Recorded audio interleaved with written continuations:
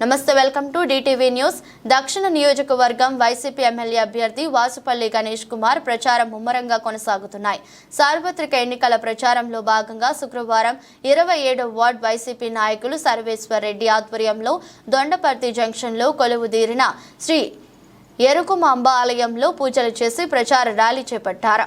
ఆయనతో పాటు జిల్లా అధ్యక్షులు కోలా గురువులు, మాజీ కార్పొరేటర్ రవిరాజు, పద్మనాభం, అమ్మాజీ తదితర ముఖ్య నాయకులు పాల్గొని వాసుపల్లితో పాటు ఓటర్లను అభ్యర్థించారు. కూటమికుండా బద్దలు కొడతామని, దక్షిణంలో అత్యధికంగా ఉండే మైనార్టీ ముస్లింలు, క్రిస్టియన్లు వైసీపీకి మాత్రమే ఓటు వేస్తానన్నారు.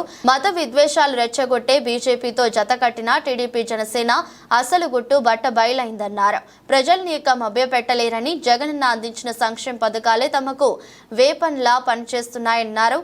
ప్రతి ఇంటికి లబ్ధి చేకూర్చిన వైసీపీ ప్రభుత్వానికి మళ్లీ గెలిపించుకోవడానికి ప్రజలు సంతోషంగా మద్దతు తెలుపుతున్నారని వాసుపల్లి గణేష్ కుమార్ వెల్లడించారు. 48-46 డిగ్రీల ఎండను కూడా లెక్క చేయని జనవాహిని బలం మాదని అన్నారు. అన్ని వార్డుల్లో విస్తృతంగా వైసీపీ ప్రచారాలు కొనసాగుతున్నాయన్నారు. కుమారుడు వాసుపల్లి సూర్య, కోడలు రాసి, మరోపక్క మా నాయకులు ద్రోణం శ్రీవాత్సవ్, మూగి శ్రీనివాస్ ఆయా వార్డుల్లో గడప గడపకు వెళ్లి ప్రజల్ని అభ్యర్థిస్తున్నారన్నారు. 27 వార్డు ప్రచారంలో గొల్లపు రఘురాం, చిట్టిబోయిన శివ, అజయ్య, అశోక్, గురుమూర్తి తదితరులు పాల్గొన్నారు. ఆరోగ్యశ్రీ 25 లక్షల రూపాయలు ఆ మనిషికి ఖర్చు పెట్టే విధానం జగన్మోహన్ రెడ్డి. ఇన్ని పథకాలు పెట్టి ఎన్ని పార్టీలు కలిసి వచ్చినా ఎంత విధంగా ఉన్నా సరే వాసుపల్లి గారు గెలుస్తారు. గెలిచే ప్రయాణంలో ఉన్నాం. నా వంతు సాయి వరకు ఈ ప్రాంతాలన్నీ కూడా ఒక సమయంగా తయారయ్యాయి.